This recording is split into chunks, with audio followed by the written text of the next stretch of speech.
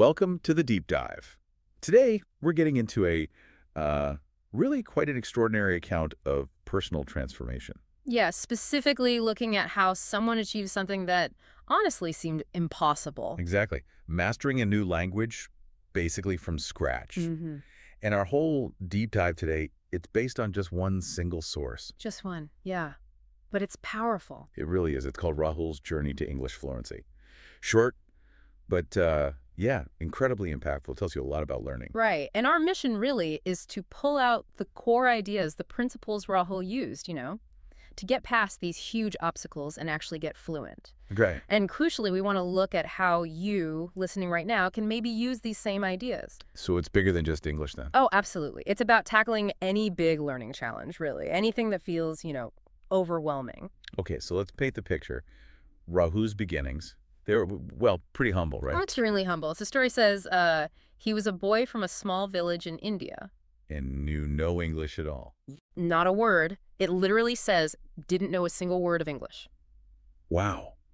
And, I mean, imagine the skepticism people around him. Oh, yeah. Laughing, telling him straight up, you can never speak English. That takes some serious inner strength to push past.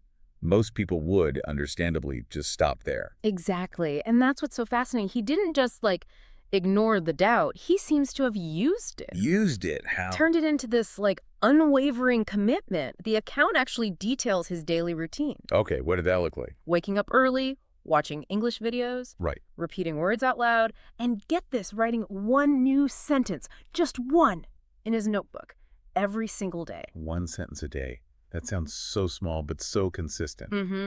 But here's the really key bit, I think.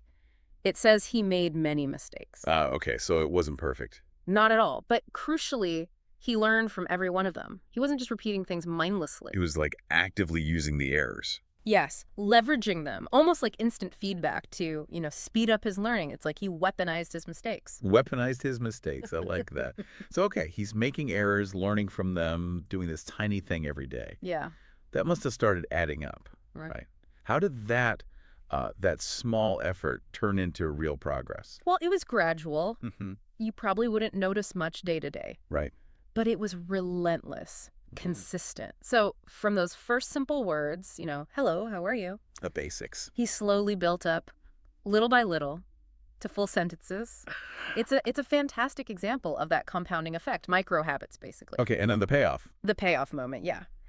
One day, he actually gave a speech in English at his school. Wow.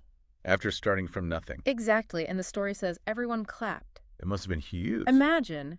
That clap wasn't just for the speech, right? It was for all those unseen early mornings, those mistakes, those single sentences. Yeah, the visible peak of all that invisible work.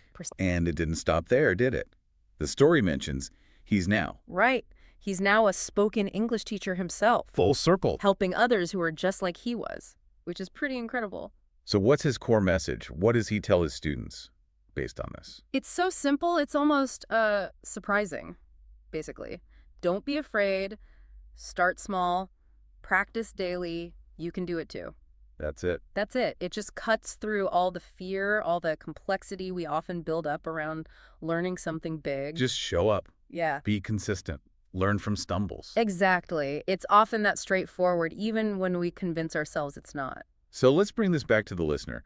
What does Rahul's journey really mean for you?